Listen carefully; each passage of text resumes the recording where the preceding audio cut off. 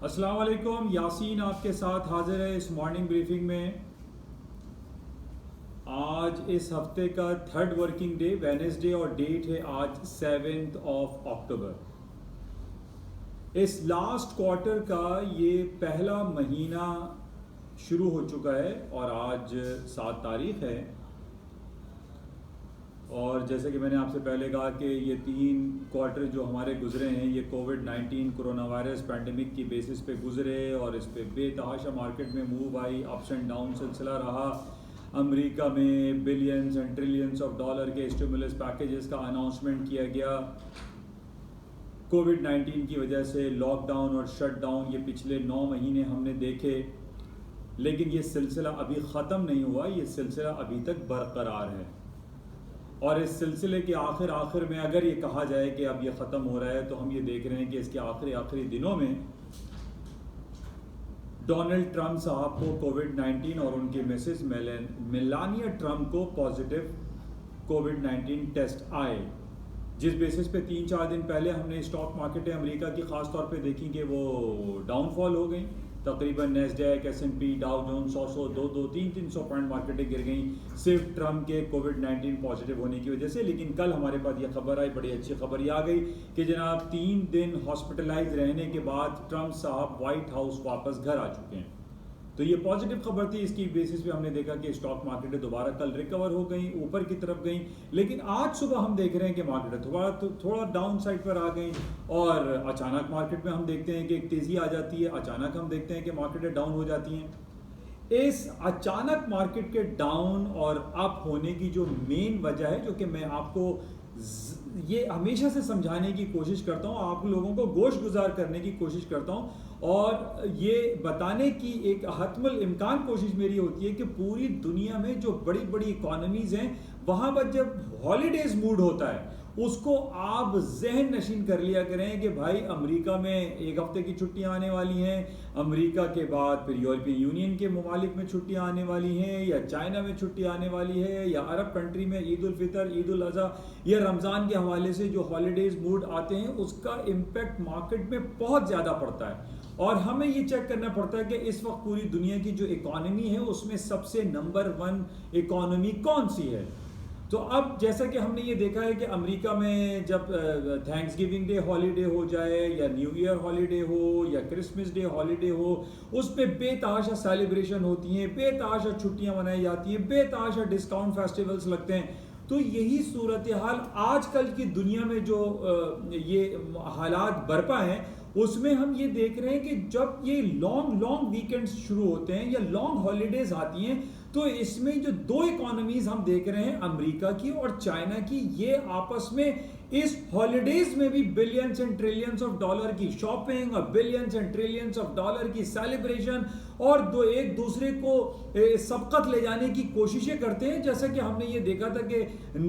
4 जुलाई independence day आता है America का, तो वो बड़ी बड़ी सेलिब्रेशन करते हैं। जनाब फायरवर्क्स हो रहे हैं, बिल्डिंगों को सजाया जा रहा है, बेतहाशा लोग जो है सड़कों पर निकले हुए हैं और छुट्टियां सेलिब्रेट कर रहे हैं। लेकिन हमने ये देखा है कि अमेरिका में जब 4 जुलाई आता है, उनका इंडिपेंडेंस डे जो आता है, वो सिर्फ 1 दिन की वो सेलिब्रेशन करते हैं, 1 दिन की छुट्टी करते हैं। अगर मंडे को छुट्टी है तो यानी Saturday Sunday Monday long weekend आ जाता है, अगर फ्राइडे को तो लॉन्ग वीकेंड आ जाता है।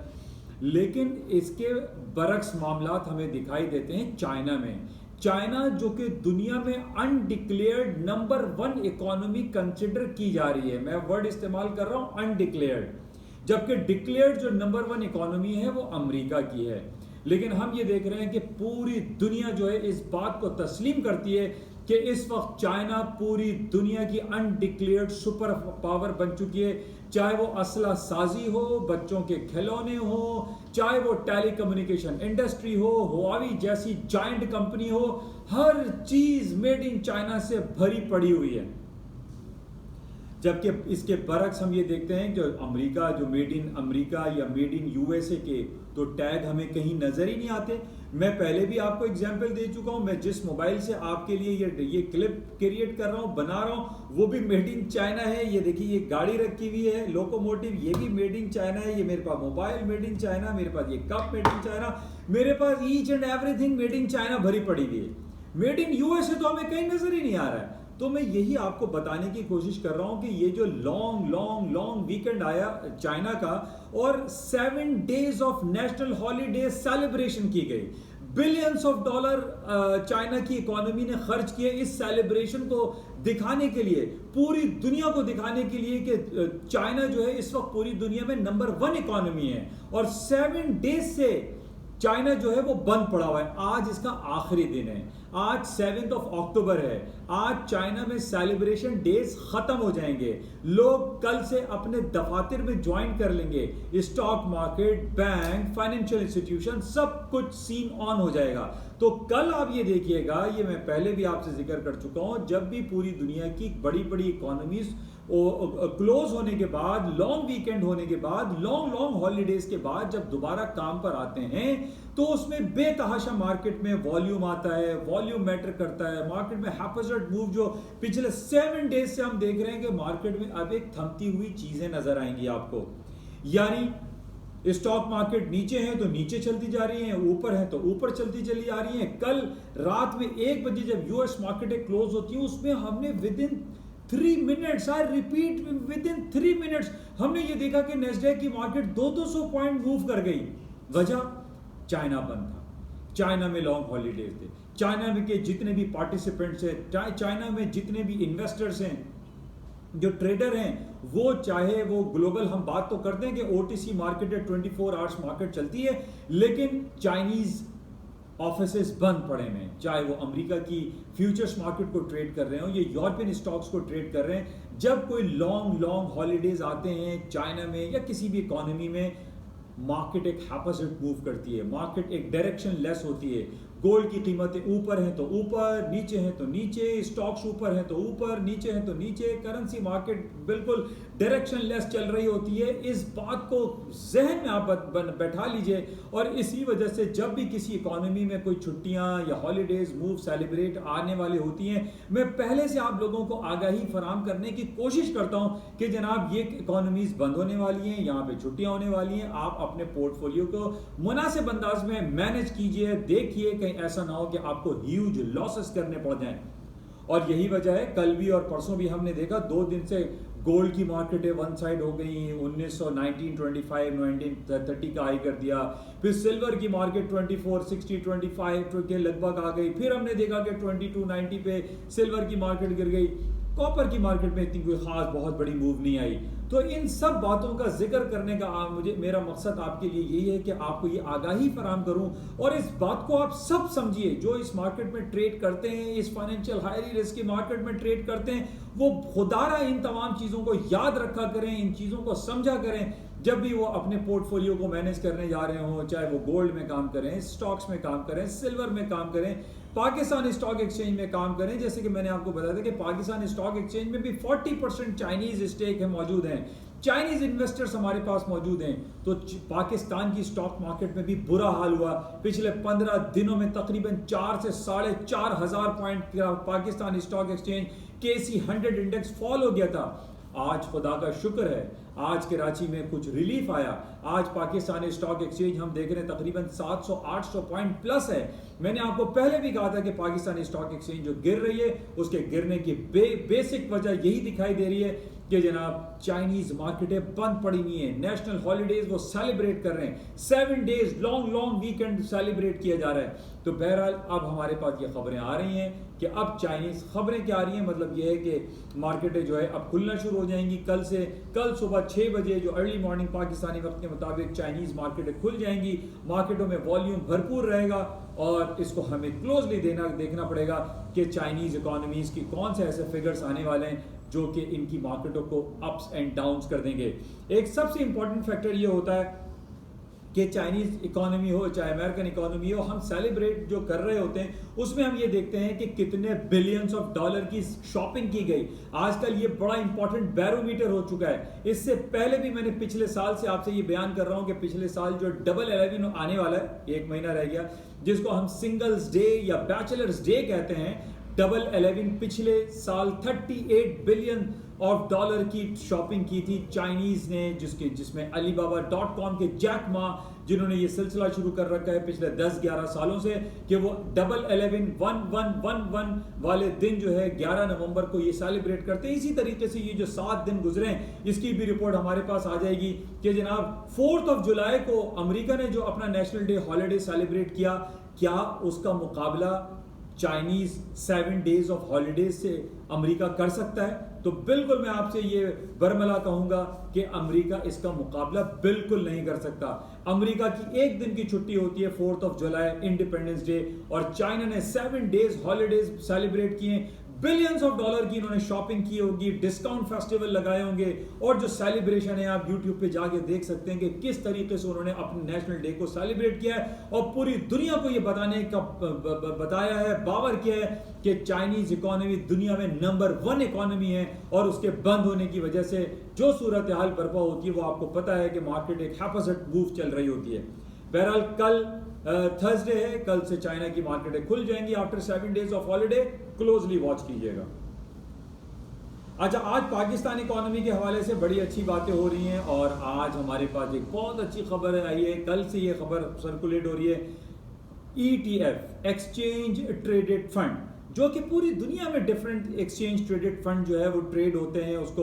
उससे बड़ा फंड जनरेट किया जाता है। पाकिस्तान को भी आखिरकार सिक्योरिटी एक्सचेंज कमीशन को इस बात का ख्याल आ ही गया, और एक्सचेंज ट्रेडेड फंड अब पाकिस्तान की इकोनॉमी में, पाकिस्तान स्टॉक एक्सचेंज में ट्रेड होंगे। ये बड़ा खुशाइन बात है, और इसी एक्सचेंज ट्रेडेड फंड के ट्रेड होने की वजह से आज हम देख रहे हैं कि पाकिस्तान स्टॉक एक्सचेंज तकरीबन 800 पॉइंट प्लस है। वो तमाम दुख दर्द जो पिछले 15 दिनों में लोगों को ने फील किए, आज थोड़ा सा लोगों को रिलीफ मिला होगा कि चलो भाई पाकिस्तान स्टॉक एक्सचेंज भी आज बेहतरी की तरफ चल रही है। बहरहाल इस पॉइंट को आप जहन में रखें, नोट में रखें कि एक्सचेंज ट्रेडेड फंड पूरी दुनिया में billions and trillions of dollar का ट्रेड करते हैं, इन्वेस्टमेंट करते हैं, पैसा कमाते हैं, पैसा इन्वेस्ट करते हैं, और ये पाकिस्तान की इकोनॉमी ने इसको शुरू किया है। That is very very good. और इसके अलावा सिक्योरिटी एक्सचेंज कमीशन के जो चेयरमैन है मिस्टर आमिर खान साहब ने बड़ा अच्छा एक कमेंट दिया है, और उन्होंने कहा है कि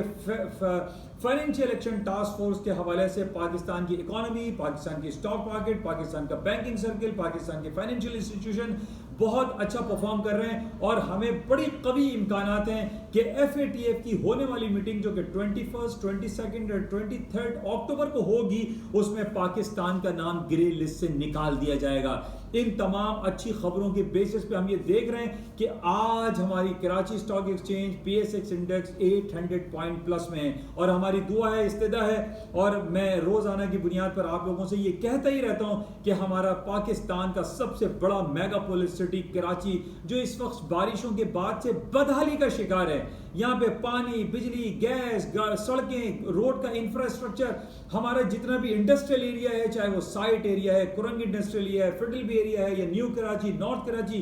बिल्कुल बदहाली का शिकार है। 1 टका हमारी बल्दियाती हुकूमत उन पर खर्च नहीं कर रही है। हमारे जो कंटेनर, जो माल बरदार, जो ट्रेनें हैं, जो कंटेनर्स हैं, जो ट्रक्स हैं, जो लॉरी अड्डे हैं, वो बदहाली का शिकार हैं। 10 मिनट का जो ट्रैवल होता है शहरी इलाकों में, या इवन के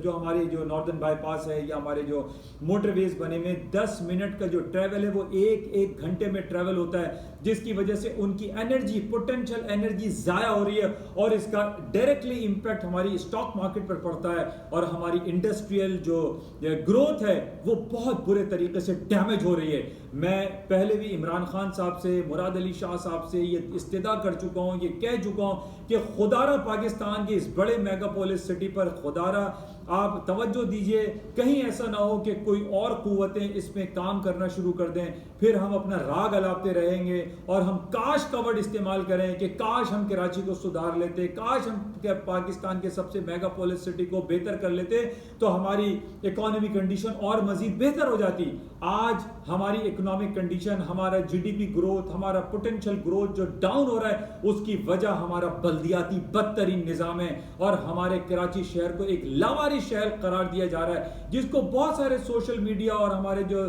सिटीजन जो हमारे सोशल वर्कर हैं, वो इसको एक एबेंडेंट सिटी कहते हैं। दिस इज एबेंडेंट सिटी, कोई पूछने वाला नहीं है। और इसको मैं बिल्कुल स्ट्रांगली कंडेम करता हूँ इस अमल को, और मैं इस्तिदा करता हूँ, गुजारिश करता हूँ मुराद अली शाह साहब से, इमरान खान साहब से कि खुदारा कराची की इंफ्रास्ट्रक्चर को बेहतर करें। यहाँ का सीवरेज का निज़ाम है, यहाँ के सड़कों का निज़ाम है, यहाँ के बिजली गैस, यानी इसको बेहतर करें ताकि हमारा ये कराची शहर जो मेगापोलिस है हमारे पूरे पाकिस्तान को एक और ज़्यादा टैक्सेस पे कर सके, और हमारी कराची स्टॉक एक्सचेंज, हमारा PSX इंडेक्स और मज़ीद बेहतर हो सके, हमारा GDP रेशो बेहतर हो सके। आज बड़े अफसोस की बात ये कहनी पड़ती है कि हमारा सन 71 तक जो हमारा ईस्ट पाकिस्तान था, जिसको अब बांग्लादेश कहा जाता है, उसकी इकोनॉमी हमसे कहीं ज़्यादा बेहतर है, उनका टका हमसे स्ट्रांग है। ये हमारे लिए बड़े शर्मिंदगी की बात है कि पहले हम ये कहते थे कि जो वेस्ट पाकिस्तान है वो बड़ा भाई है और ईस्ट पाकिस्तान छोटा भाई है। आज छोटा भाई बहुत आगे निकल गया है, बांग्लादेश का टका बहुत स्ट्रांग हो गया है, बांग्लादेश की इकोनॉमी बहुत ज़्यादा स्ट्रांग हो गई है। हमारी ये गुजारिश है हमारी हुकूमत वक्त से कि पाकिस्तान के मेगापोलिस सिटी कराची पर नजर करम की जाए और यहाँ के बल्दियाती निज़ाम को एक रेवोल्यूशनरी तौर पर बेहतर किया जाए। बहरहाल आज हमारे लिए खुशी की बात यह है कि पाकिस्तान स्टॉक एक्सचेंज में एक्सचेंज ट्रेडेड फंड को लॉन्च किया गया है, और तकरीबन 8-10 एक्सचेंज ट्रेडेड फंड लॉन्च किए गए, जिसकी वजह से एक पॉजिटिव सेंटिमेंट्स आए और हालात बेहतरी की तरफ गए, और तकरीबन 700-800 पॉइंट मार्केट प्लस में। अच्छा, इसके साथ बात कर लेते हैं ट्रम्प के हवाले से जो बातें चल रही थी कि ट्रम्प साहब को जनाब वो कोविड-19 से डिस्चार्ज हो गए, जिसकी वजह से स्टॉक मार्केट दोबारा ऊपर की तरफ गई हैं। हमारी दुआएं उनके साथ हैं और हम उन दुआ करते हैं कि वो दोबारा जीतें या ना जीतें, ये दुआ भी नहीं की जा सकती। लेकिन जो डिफरेंट पोल्स हमारे पास आ रहे हैं उसमें ये कहा जा रहा है कि ट्रम्प साहब इस दफ़ा अमेरिका के इलेक्शन में हार जाएंगे और जो बाइडेन जो कि डेमोक्रेट के कैंडिडेट हैं वो जीत जाएंगे, और नया जो अमेरिकन प्रेसिडेंट होगा वो जो बाइडेन होगा, और उनकी वाइस प्रेसिडेंट होगी इंडियन नज़ाद कमाला हारिस। बहरहाल इसको हम मज़ीद देखते हैं, और जो ख़बरें आज हमारे सामने रहेंगी उसमें सबसे इम्पॉर्टेंट जो फैक्टर बहरहाल जो चलेगा वो कल चाइना की मार्केटें खुल जाएंगी, उस पर हम देखेंगे। बाकी सोने की मार्केट आप देख रहे हैं 1890 और 1900 के लगभग चल रही है, और उसके नीचे आने की वजह मैं सिर्फ आपसे ये कह सकता हूँ कि जिस तरीके से जो एक अनसर्टेनिटी सिचुएशन चल रही है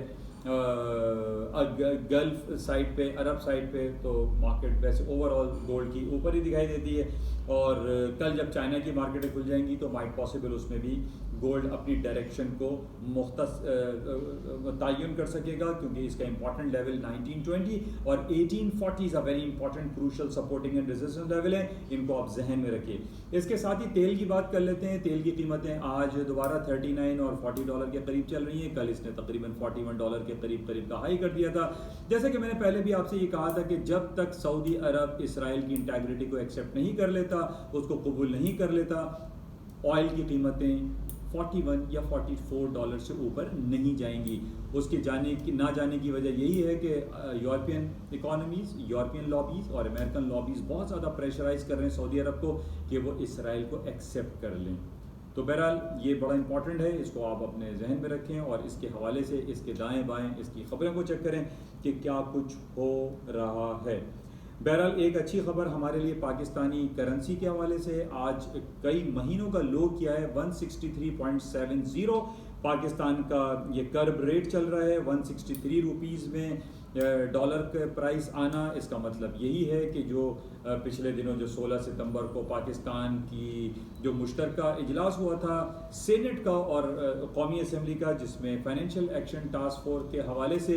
anti money laundering and terror finance के हवाले से जो बिल मंजूर हुआ है, ये बहुत खुश आइन बात है, जिसकी वजह से हम देख रहे हैं कि हमारे पाकिस्तानी रुपए में की कदर में इजाफा और अमरीकी डॉलर की कदर में कमी आ रही है। और हमारी दुआ है कि ये एंटी मनी लॉन्ड्रिंग और टेरर फाइनेंसिंग बिल के बेसिस पे